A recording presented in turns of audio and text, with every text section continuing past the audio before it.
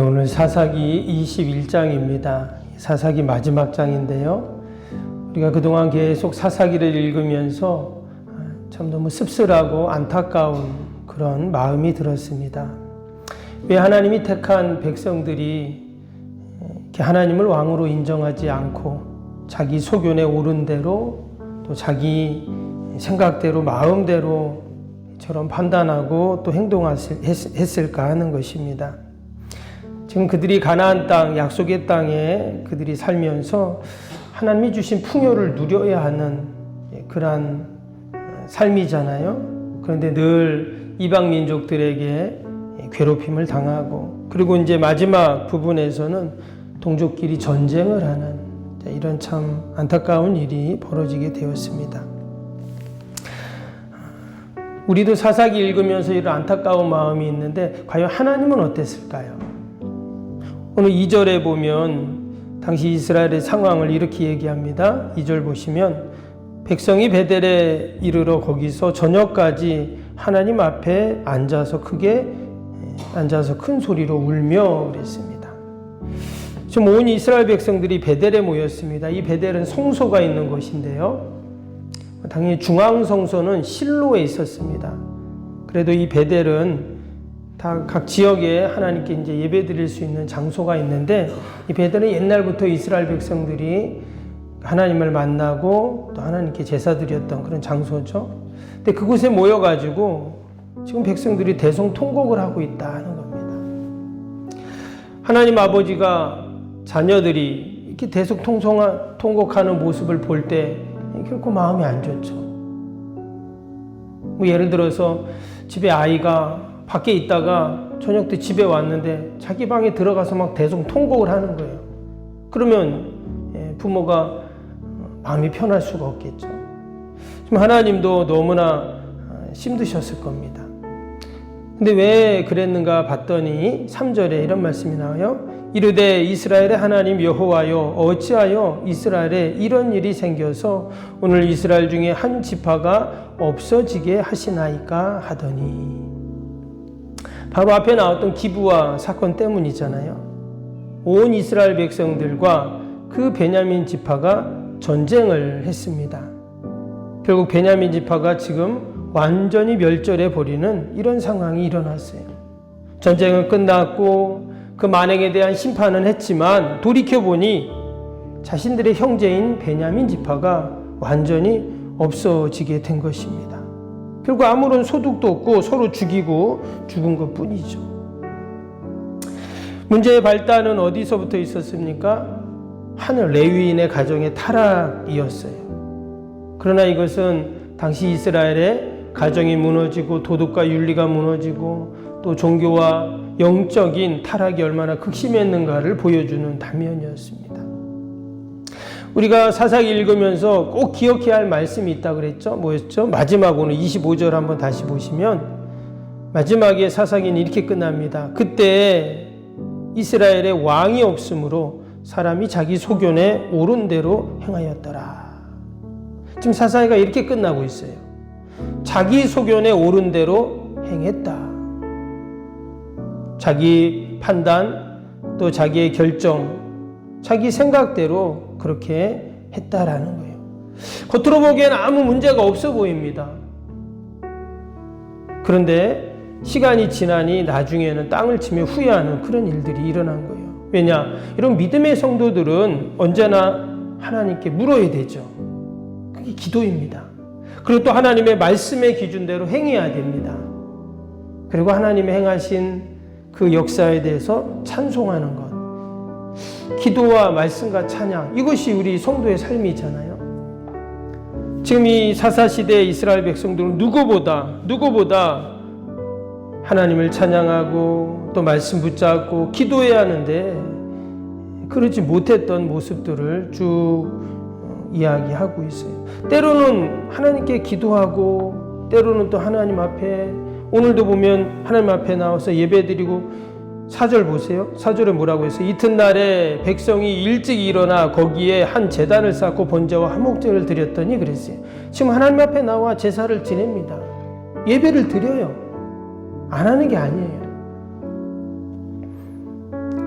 그러니까 하나님이 어떤 마음을 주셨냐? 6절 보세요. 이스라엘 자손이 그들의 형제 베냐민을 위하여 뉘우쳐 이르되 오늘 이스라엘 중에 한 지파가 끊어졌도다 그랬어요. 똑같은 말씀이 15절에 또 나오죠. 무슨 말이냐면 그들이 하나님 앞에 나와 예배드리고 또 제사하고 이렇게 하다 보니까 그들 마음속에 후회가 생긴 거예요. 돌아보게 된 겁니다. 처음에는 막 화도 나고 이 베냐민 지파가 총회의 결정을 순종도 안 하고 그 대가를 당연히 치러야 되겠죠. 그래서 이 베냐민 지파하고는 뭐예요? 결혼도 안 한다고 했어요. 교류도 안 하고 이제. 그리고 20장에 그 베냐민 사람들 보이는 대로 닥치는 대로 다 죽였습니다. 이제는 서로 교류할 사람도 없어요. 다 죽었으니까. 근데 되돌아보니까 그들이 불쌍한 거예요. 그나마 그 림몬바위에 도망친 600명은 이제 살려줍니다. 차마 그들까지 죽일 수 없었어요. 근데 이제 베냐민 지파하고는 결혼도 하지 말고 교류도 하지 말라고 하니 어때요? 후손을 낳을 수도 없고 대를 이을 수도 없고. 그래서 오늘 말씀을 보니까 어떻게 이제 해결을 하냐면 전쟁에 참여하지 않았던 그 야베스 길르앗 그 지역 사람들에게 군대를 보내서 거기에 있는 처녀들을 납치를 합니다. 400명을. 근데 그것도 여자가 모자라니까 이번에는 실로에 축제에 왔던 처녀들 200명을 또 납치해서 이 베냐민 사람들에게 그들을 주는 거예요. 이 내용에 대해서 오늘 성경에는 구체적인 논평이 없습니다. 그냥 그대로 기록을 해놨어요.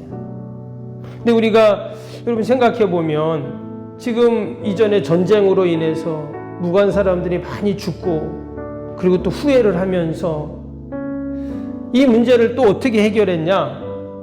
또 무관 사람들 또 죽여요. 그리고 무관 여자들을 납치해가지고 베냐민 남자들에게 주고. 그럼 이게 과연 하나님의 뜻일까요? 근데 아까 우리가 그 4절 읽은 것처럼 그들이 어떻게 했다고요? 제단에 나가서 번제를 드리고 화목제를 드렸어요. 그러니까 하나님 앞에 나가서 예배는 드리는 거예요. 그런데 돌아서서는 자기 소견에 오른 대로 또 일을 처리하고 행하는 그 모습을 또 보게 됩니다.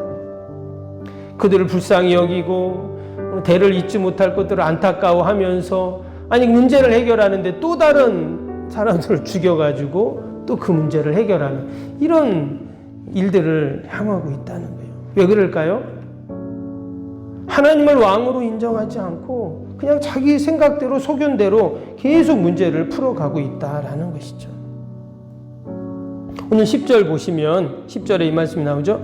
회중이 큰 용사 12,000명을 그리로 보내며 그들에게 명령하여 이르되 가서 야베스 길라 주민과 부녀와 어린아이를 칼로 치라. 그러니까 그 앞에서 베냐민 지파하고 이스라엘이 전쟁할 때 니네는 왜 참여 안 했냐는 거예요. 그러면서 또 무고한 아이들, 부녀들, 주민들 또 그들을 칼로 다 죽였다 하는 이런 내용이 나옵니다. 우리가 사사기 읽으면서 이러한 실패와 잘못들을 왜 여과 없이 다 기록을 할까 하는 생각을 합니다. 사실 우리가 그냥 읽어도 과연 이게 하나님의 뜻인가? 뜻일 수 없죠.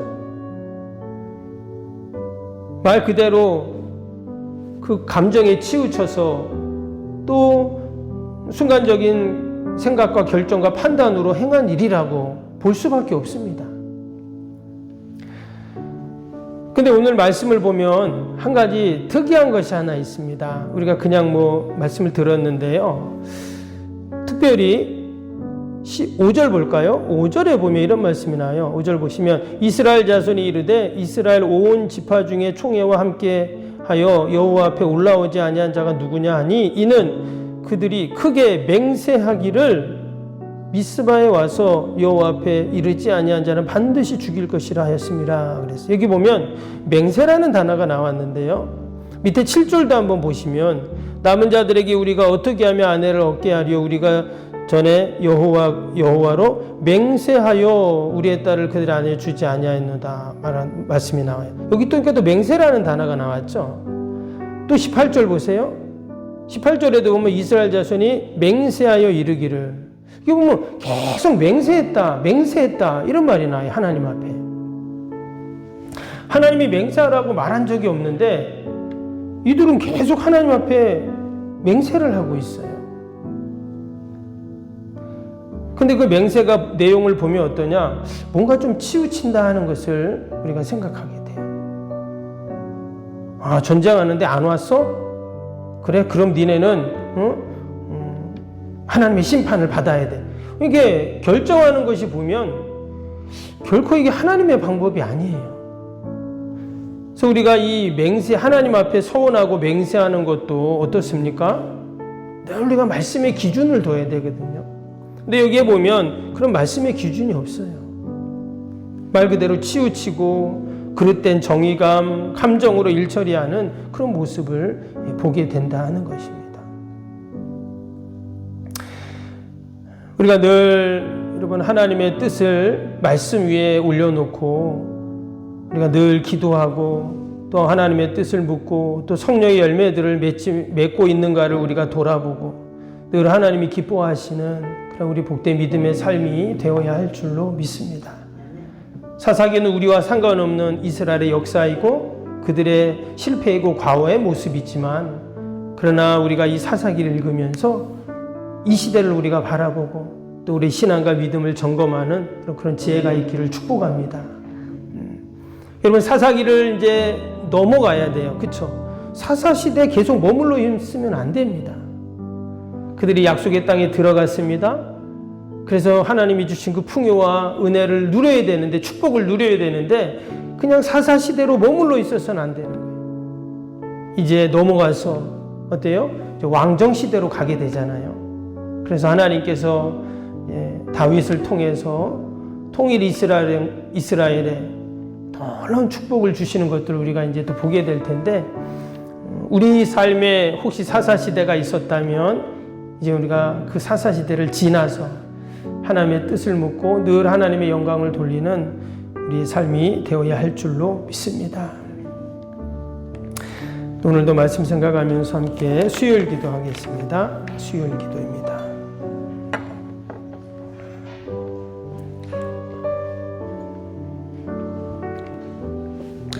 신실한 그리스도의 제자를 끊임없이 재생산하는 생명의 공동체가 되게 하옵소서. 아멘.